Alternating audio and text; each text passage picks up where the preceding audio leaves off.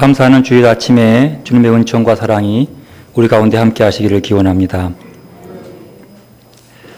네덜란드의 화가 렘브란트라는 분은 아주 많은 그림을 그렸는데 그 중에 그가 그린 성화들이 참 많습니다. 탕자의 귀향, 우리가 보았던 것, 그리고 십자가의 예수, 엠마오스, 그 속에서 많은 것들을 얘기하고 있는 렘브란트죠. 그리고 그는 그 그림 속에서 누구의 말처럼 빛의 마술사 이렇게 얘기합니다. 밝음의 빛의 받기를 통해서 그 의미를 주어주고 그 밝기를 보여주는 그런 사람, 렘브란트죠. 여러분 지금 보고 계시는 저 그림이 어떻게 보이십니까? 렘브란트의 그림입니다. 이 제목을 뭐라고 했을까요? 분명히 성경 이야기가 나올 텐데 여러분은 어떻게 보이십니까? 그 속에 빛이 보이십니까? 이 그림의 제목은 아브라함의 기쁨입니다. 느껴지십니까? 아브라함의 기쁨. 아브라함이 왜 기뻐하고 있습니까? 왜 기뻐하고 있습니까? 예? 그렇죠. 아들을 보듬고 있습니다. 아들을 보는데 이렇게 기쁠 수 있습니까? 오늘 이 그림은 창세기 21장의 모습을 그대로 그려놓은 겁니다. 100살에 얻은 아들. 도저히 믿기지 않았지만 90살 된 자기 아내를 통해서 아들을 주겠다고 하는 그 말을 믿지 못했지만 실제로 그 아들이 약속한 대로 태어난 그 아들. 하나님의 약속의 성취를 위해서 더디온 성취 때문에 그렇게 마음 아파서 하가를 통해 이스마엘도 낳았고 엘리에셀을 통해서 대신 상속자를 만들려고도 했고 별의별 노력을 다했지만 하나님은 그것이 아니고 하면서 정확히 그 아들 사라에게 태어난 이 아이를 주실 때 그 받는 그 기쁨.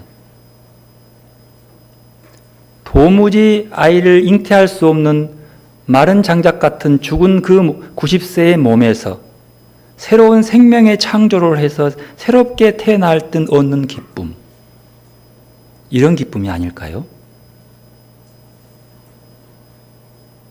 하나님의 새로운 창조는 기쁨과 환희를 동반하게 되어 있습니다. 놀라움이 있는 것이죠.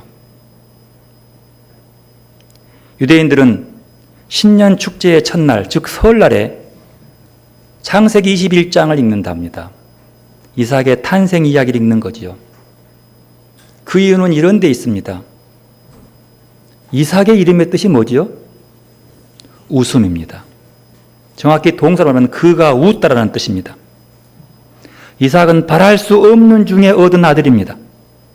그래서 웃음인 거예요.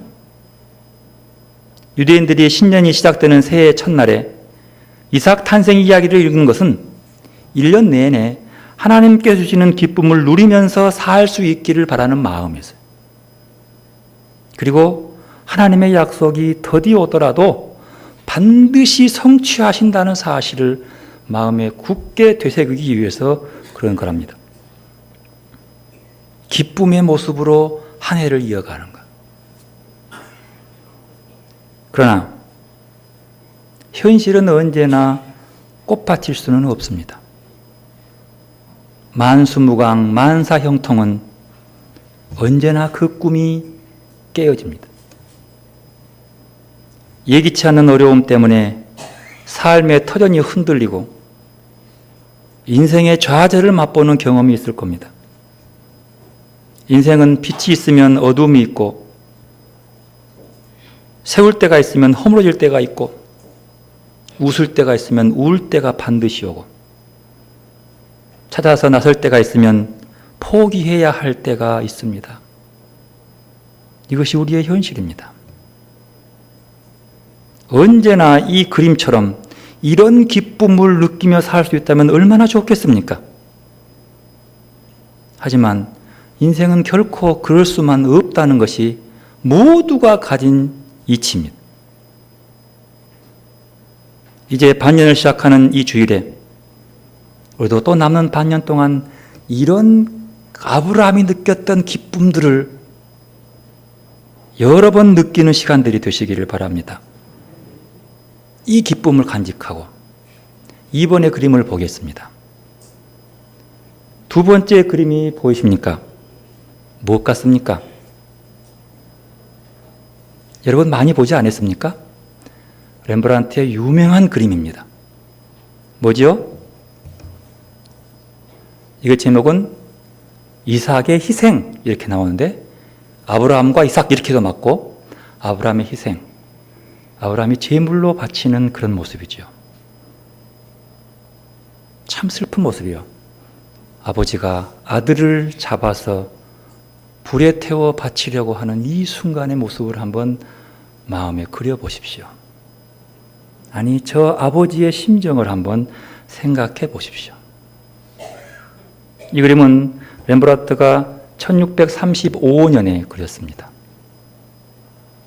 창세기 22장에 어떤 분이 이 그림을 이렇게 읽었습니다. 빛의 마술사 렘브란트는 제물 이삭의 하얀 몸과 보십시오. 이삭을 희생 제물로 바쳐야 할 아브라함의 검은 외투를 극적으로 대조시킨다. 이삭의 얼굴을 손으로 감싸 쥐어 젖히고는 칼을 갖다 대려는 아브라함을 보라. 오른손에 칼을 든 아브라함의 얼굴은 고뇌로 일그러져 있다. 이마에 주름만큼이나 깊은 고뇌의 시간을 본다. 도저히 순종할 수 없는 것, 아무리 노력해도 해석되지 않는 것, 하나님의 명령 앞에서 하얗게 밤을 새웠을 그 밤들. 그러나 하나님의 뜻이라면 그 모든 것을 무효화해버리는 결단이 아브라함의 까만 눈동자에 어려 있다. 믿음은 절대적 신뢰요, 목을 대는 결단이다. 유대인들의 신년 축제 두 번째 날, 설날 다음 날은 그들이 모두가 다 함께 읽는 성경이 창세기 22장입니다. 이삭의 결박과 희생 읽는다는 거죠.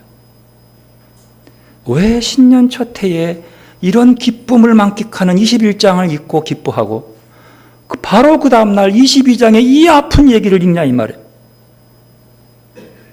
이 아픈 모습. 100세에 얻은 아들과 더불어 아브라함은 기쁨의 날들을 보냈습니다. 모처럼 맛보는 호젓하고 넉넉한 행복이 있었습니다. 하지만 그 행복은 오래가지 못했습니다.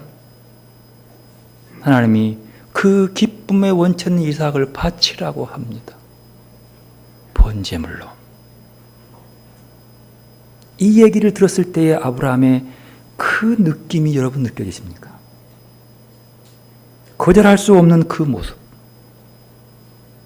22장 2절 말씀 함께 읽어보겠습니다. 여호와께서 이르시되 내 아들 내 사랑하는 독자 이삭을 데리고 모리아 땅으로 가서 내가 내게 일러준 한 산 거기서 그를 번제로 드리라. 내 아들, 내 사랑하는 독자. 아브라함이 그토록 사랑한 줄 알고 있으면서도 왜 그를 바치라는 것일까요? 그냥 아들이 아니라 사랑하는 아들이라고 하나님은 강조합니다. 네 아들, 네 사랑하는 그 아들, 그를 번제물로 바치라니. 솔직히 이 말씀 너무한 것 아닙니까? 아브라함이 얼마나 그를 사랑했는데, 그 성취에 얼마나 기뻐했는데, 뼈가 으스러질 만큼 꼭 껴안고 그 사랑을 표해도 다 표현 못한 그 감격의 그 아들, 왜 하필이면 그 아들을 바치라는 거예요? 모든 재물을 바치라면 기꺼이 다 바치겠는데 그보다 더 귀한 그것도 그냥이 아니라 번제물로 바치라는 그 말. 이 말이 너무 심했는지 성경은 그 이유를 이렇게 슬쩍 설명하면서 독자들을 위로합니다. 1절에 보면 하나님이 아브라함을 시험하시려고 합니다. 시험하시려고 아브라함을 불렀습니다. 우리는 시험한 줄로 압니다. 그러나 아브라함은 시험한 줄을 모릅니다. 그 마음이 어떠했을까요? 시험이라고 하지만 너무 큰 고통입니다. 이 얘기를 읽는 독자들도 너무너무 힘든 과정이죠. 아브라함은 내가 내게 보여줄 땅으로 가라는 주님의 명령에 순종하여 나그네로 살았습니다. 하란과 세켐, 베델의 동쪽 산간지방, 네겝, 이집트, 헤브론, 그랄, 브엘세바, 고단하고 신산스러운 삶을 살면서도 그가 낙심하지 않을 수 있었던 것은 오직 그를 돌보시고 함께 하시는 하나님을 믿었기 때문이었습니다. 그에게는 언제나 인자한 분이셨습니다. 하나님은 언제나 그에게 넉넉한 분이었습니다. 자비를 베푸는 분이었습니다. 잘 안다고 생각했던 그 사랑의 하나님께서 너무나 낯선 분으로 다가옵니다. 그러나 너무도 신기하게도요, 이렇게 낯설게 깜짝 놀라게 지금까지와 전혀 다른 모습으로 다가온 하나님의 말씀 앞에서 아브라함은 아무런 이유를 제기하지 않습니다. 입을 봉해버립니다. 소돔을 구하기 위해서 그렇게 하나님께 끈질기게 구원하면서 하나님 5명만 빼고요, 10명만 빼고요, 그래도 안 되겠냐고, 의인이 있는데 다 죽여버리겠냐고 그렇게 반복하면서 간구했던 아브라함이었습니다. 그런데 자신의 일에 대해서는 대꾸 한마디 안 한다는, 이해가 되지 않습니다. 하나님의 일을 계획함에 있어서 좀 더디오고 자기 마음에 답답하면 그저 이스마엘을 낳을 정도로 어떻게 하면 이뤄볼까 하고 발버둥 치면서 이 일을 제기했던 사람. 사라의 몸에서 아들 낳을 거라고 하니까 아이고 하나님 그냥 이스마엘 통해서 하시죠, 뭐 힘들게 그러십니까? 이렇게까지 서로 상의할 만큼 건의했던 그 아브라함. 그렇게 하나님의 말씀 앞에 전혀 말 없이 침묵으로 나갑니다. 그 침묵의 모습의 깊이는 오늘 본문 3절 4절에 있습니다. 함께 읽어보겠습니다. 아브라함이 아침에 일찍이 일어나 나귀의 안장을 지우고 두 종과 그의 아들 이삭을 데리고 번제에 쓸 나무를 쪼개어 가지고 떠나 하나님이 자기에게 알려주신 곳으로 가더니 제3일에 아브라함이 눈을 들어 그곳을 멀리 바라본지라. 아브라함이 이 일에 대해서 무슨 말을 했는지 어떤 마음인지 전혀 언급하지 않습니다. 3일 동안 아무 말도 하지 않습니다. 느껴지십니까? 아침에 일어나서 나귀의 안장을 지우고 있는 침묵의 아브라함의 모습이 어떤 마음인지 읽혀지십니까? 이삭을 데리고 장작을 나귀에 태워서 길을 떠나려고 준비하는 그 마음이 느껴지십니까? 그 침묵의 모습, 그 깊이, 그 침묵 속에서 아브라함의 마음을 우리가 조금 읽을 수 있는 본문이 4절입니다. 제3일에 아브라함이 눈을 들어 그곳을 멀리 바라본지라. 3일 동안 침묵의 마지막 한마디의 표현이 멀리 모리아산 하나님이 지시할 땅을 바라보고 있는 그 마음. 어떤 분민일까요? 이 3일 길은 브엘세바에서 모리아산까지 가는 기간일 수 있습니다. 그러나 또 있습니다. 이삭을 바쳐야 할 것인지, 하나님께 다시 한번 다른 길이 없냐고 건의할 건지, 아니면 나 순종하지 못하겠다고 털어버릴 것인지 번민하고 고민하고 갈등하고 속을 태우는 시간이 이었습니다. 이 사흘길이 아브라함에게는 얼마나 길었을까요? 번민한 아버지의 그 마음이 얼마나 고통스러웠을까요? 이 말 속에는 결국 이삭을 제물로 바치는 결단은 아브라함의 그 생각이 감정적이거나 충동적이지 않았다함을 볼 수 있습니다. 자기의 감정, 자기의 충동은 결코 이 일을 단행할 수 없습니다. 다른 의미가 있다는 것을 금방 짐작할 수 있는 거죠. 눈을 들어 그곳을 멀리 바라본지라. 오히려 여기쯤 오면 아브라함의 깊은 침묵에 오히려 이 글을 읽는 독자들의 마음이 시려옵니다. 싸늘해져요. 멀리 바라보고 있을 110살이 넘는 아브라함의 그 모습 앞에 세상에 어떤 말을 다 동원한다고 해도 지금 아브라함의 그 심정을 묘사할 수 있겠습니까? 어떤 말을 만들어낸다고 해도 그 마음을 조금이라도 비춰낼 수 있냔 말입니다. 말이 끊겨버린 그 자리에 우리도 함께 아브라함의 아픔에 조금이나마 동참할 수 있는 여력이 남아 있습니다. 드디어 아브라함이 3일간의 침묵을 깨고 입을 여옵니다. 입 여는 내용의 얘기를 한번 들어보시면 그 깊이의 침묵의 아픔을 또 느끼습니다. 5절 말씀 함께 읽어보십시다. 이에 아브라함이 종들에게 이르되 너희는 나귀와 함께 여기서 기다리라. 내가 아이와 함께 저기 가서 예배하고 우리가 너희에게로 돌아오리라. 얼마나 답답한 일입니까? 드디어 입을 열었습니다. 얼마나 힘들겠습니까? 여기 있어라. 나와 이삭이 저기 가서 뭐하고 오겠다고요? 예배하고 오겠다고. 피를 토하는 심정일 것입니다. 그 길이, 그 예배의 길이 무엇인 줄 알고 있기에 누가 아브라함이 그 심정이 어떠했겠습니까? 그런데 여러분, 예배란 무엇입니까? 예배는 하나님을 기쁘시게 하는 것이 예배입니다. 예배는 결코 자기 만족을 누리는 것이 아닙니다. 예배는 자기 의를 구하는 것도 아닙니다. 예배는 오직 하나님을 기쁘시게 하는 예배입니다. 예배하고 오겠다. 아브라함이 기쁩니까? 아브라함이 만족한 일입니까? 그건 하나님이 기뻐하시는 일이었습니다. 그 모진 피멍든 가슴을 안고 그는 어디로 갑니까? 하나님이 기뻐하시는 길을 하러 나아갑니다. 아니, 하나님을 기쁘시게 한다고 이런 엄청난 말씀에 순종을 하다니.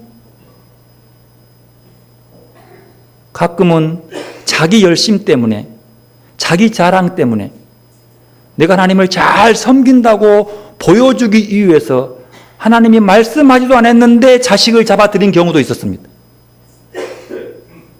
하나님은 그 제사를 기뻐받지 않습니다. 이 경우는 다른 거예요. 자식을 바쳐야 기쁜 것이 아니라 하나님의 말씀이기 때문인 거예요. 하나님은 절대로 자식을 잡아서 바치라고 하지 않습니다. 100% 그 맛입니다. 그러나 그 당시에 다른 종교들은, 가나안 종착민들은 자식을 잡아 대사 제물에 바쳤습니다. 여러분, 그런 종교들이 꽤 많아요. 1500년 때도 사람을 인신 제사를 드리는 경우가 많았습니다. 각 중에 많이 있어요.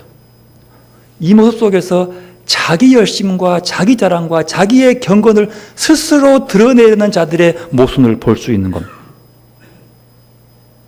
예배, 하나님의 말씀에 순종해서 하나님을 기쁘시게 하는 것이라는 것, 우리가 한번 생각해 볼 문제입니다. 그렇게 올라가는 그 길 속에서 이삭과 아브라함이 걸어가는 길에 이삭이 묻습니다. 아버지, 아니 이제 다 왔는데 불도 있고 칼도 있는데 하나님께 예배드려야 할 본제물은 어디 있습니까? 라고 묻습니다. 이 말 속에는 이미 이삭은 하나님께 예배를 어떻게 드리는 줄 알고 있었다는 말입니다. 이에 대한 아브라함의 말은 더욱더 우리를 슬프게 합니다. 하나님이 준비할 거요. 진짜 예매한 얘기입니다. 여러분, 하나님께 예배하러 갈 때 제물은 누가 준비하는 거예요? 하나님이 준비하는 겁니까? 예배하러 간 사람이 준비하는 겁니다. 어떻게? 온 마음과 정성을 다해 준비한 거예요. 하나님께 드리는 제물은 온 마음으로 예배하러 가는 사람이 준비해 가는 거예요. 하나님이 준비해 놓고 오라 그러지 않습니다. 얼마나 옹색한 얘기요. 하나님이 준비할 거야. 준비하시다니. 아무것도 모릅니다. 아브라함은 지금 몰라요. 그 마음속에는 말 못하지만, 진실을 말하지 못하지만 네가 제물인데 말은 못하는 길이죠. 하나님께 바쳐야 할 것을 준비하고 가는 아브라함. 그러나 어쩔 수 없이 그 아들에게 아니야, 하나님이 준비할게 라고 대답할 수밖에 없는 아브라함의 그 마음 말이에요. 그 대답이 무엇이든 간에 이삭의 순진하고 호기심 어린 질문과 아브라함의 불만족한 대답, 그리고 이에 대한 이삭의 침묵, 이삭이 더 이상 묻지 않습니다. 상당한 긴장감이 팽팽히 드러납니다. 이 긴장감 속에 두 사람은 예배할 장소를 향해 한 걸음 한 걸음 계속해 나아갑니다. 드디어 9절에 하나님이 그에게 일러주시는 곳에 이른지라. 아브라함은 창세기 12장에 내가 네게 보일 땅으로 가라 해서 밑도 끝도 없이 목적지도 모르고 걸어갔습니다. 그것이 세겜 땅으로 도착했어요. 오늘 또 말씀 따라서 아브라함은 그렇게 하나님이 말씀하는 곳이면 그저 갔어요. 애굽은 자기 마음대로 갔지만 그 외에 다른 길들은 늘 하나님의 말씀 앞에 따라갔어요. 오늘도 마찬가지요. 거기를 갑니다. 아브라함은 이런 당황스러운 순간 속에서도 하나님의 음성에 예민합니다. 들려온 음성을 그냥 흘려보내지 않고 더 곱씹고 되새기면서 그 길을 따라갑니다. 그림 3번 보여주십시오. 그곳에서 그는 하나님 지시한 곳에 이르러 단을 쌓고 위에 준비해온 장작을 벌려놓고 이삭을 묶어서 그 위에 올려놓고 칼을 들어 그를 잡으려고 합니다. 이 그림은 렘브란트가 1636년에 그린 그림입니다. 1년 차이요. 아까 2번의 그림과 3번의 그림의 차이가 있습니다. 보이십니까? 무슨 차이가 있어요? 빛을 보시면 빛의 아주 밝은 빛에서 늘 밝은 모습을 뭐가 있어요? 이삭을 비추고 있어요. 중심이에요. 거기에 대비되는 것이 아브라함의 어두움이요. 아브라함의 마음을 보여요. 검은 외투는 아브라함의 마음이에요.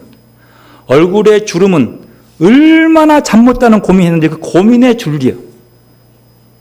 자, 좀 다르죠? 천사가 오는 거 다르고 뭐 하나가 더 들어가 있습니다. 저 천사 오른손 밑에 희미하게 보이는 게 있죠. 뭐가 보입니까? 잘 안 보여요? 보여요. 칼 말고 저쪽 끝털이. 뭐가 보여요? 양이 보이지 않습니까? 양이 보이죠. 렘브란트가 1년 뒤에 이 양을 그려 넣는 거예요. 그리고 천사의 모습이 조금 양을 보이기 위해서 첫 번째와 다르게 그려요. 그러나 아브라함과 이삭은 같은 모습이에요. 여기서 양이 중요한 겁니다. 그 양이 아무도 준비했지만 정말로 아브라함이 8절에 하나님이 준비하시리라 말이 여기 이루어져 버린 거예요. 그렇게 준비해서 기다리고 계시는 거예요. 이 말 속에서 하나님 천사가 막습니다. 잡지 마라. 여기서 결박, 묶구다. 이 말은 히브리 말로 아카드인데 유대인들은 아케드라고 하는 굉장히 중요한 의미입니다. 결박된다. 즉 하나님 앞에서 결박되고 묶이는 것은, 내가 묶이는 것은 하나님은 나를 다시 살려주신다는 의미를 갖고 있기 때문에 아주 중요한 신앙적 고백입니다. 급하게 달려온 사자가 아브라함을 막습니다. 매우 급박합니다. 아브라함아, 아브라함아. 성경에서 2번 부르면요, 긴박한 상황이에요. 모세야, 모세야 부르죠. 바울이 사울이었을 때에 예수 믿는 사람 핍박할 때 뭐라 그럽니까? 사울아, 사울아, 왜 네가 나를 핍박하느냐라고 얘기합니다. 급하게. 아니야. 하나님은 결코 인간의 제사를, 인간 제물을 기뻐하시지 않아. 막아버리는 거예요. 그 길이 아니야. 대신 양을 대신합니다. 하나님을 뻔히 이걸 알면서도 아브라함을 왜 그렇게 궁지에 넣었을까요? 이유가 뭘까요? 왜 아브라함을 시험하신 걸까요? 12절 말씀 함께 읽어보겠습니다. 사자가 이르되 그 아이에게 내 손을 대지 말라. 그에게 아무 일도 하지 말라. 내가 내 아들 내 독자까지도 내게 아끼지 아니하였으니 내가 이제야 내가 하나님을 경외하는 줄을 안주라. 네 독자까지도 내게 아끼지 아니했으니. 실은 오후에 말씀드릴 겁니다만 아브라함은 이삭을 바친 거 아니라 자기를 바친 겁니다. 이삭이 아니라 아브라함 자신을 바친 거예요. 그가 제물이 된 거예요. 그가 나의 살려주는 모습이에요. 이제사 네가 하나님을 경외한 줄 알겠다. 경외는 하나님을 두려워하는 것입니다.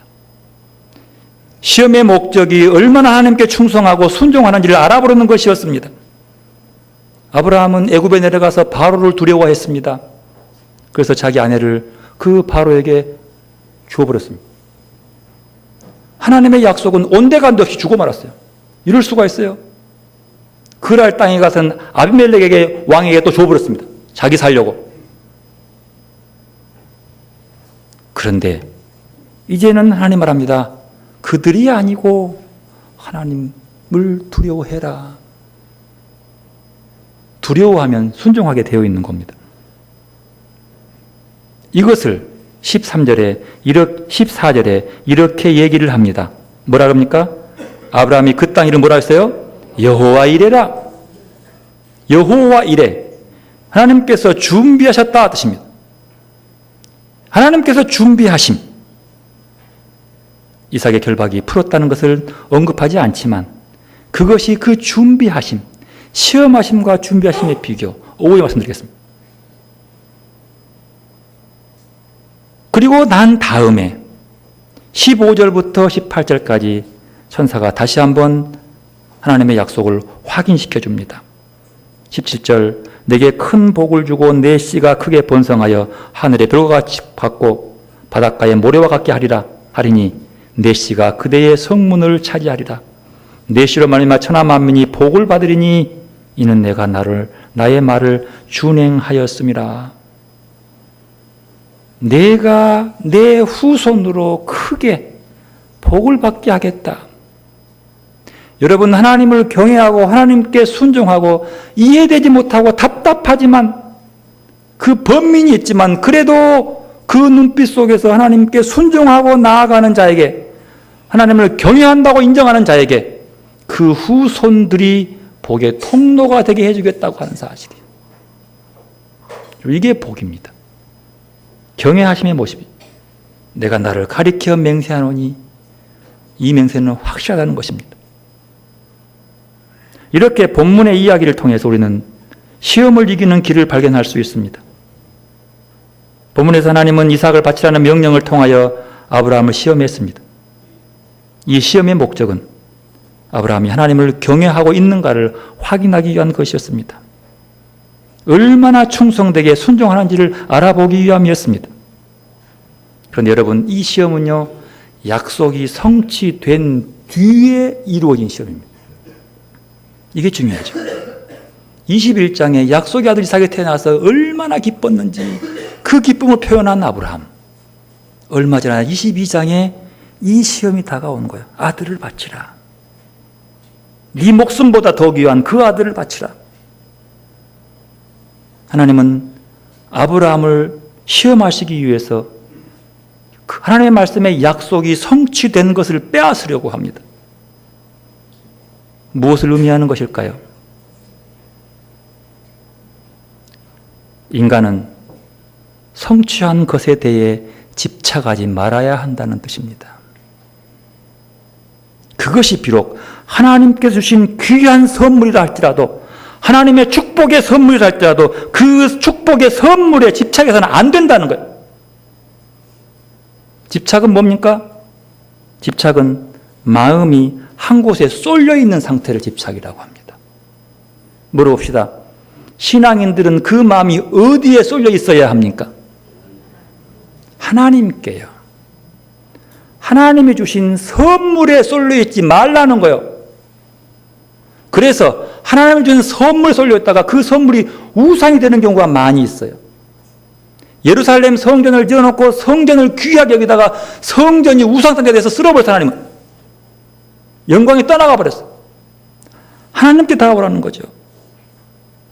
인간의 삶은 믿음의 대상인 늘 하나님을 향하여 있어야지 그의 선물을 향하여 있어서는 안 된다고 말씀하고 있는 겁니다.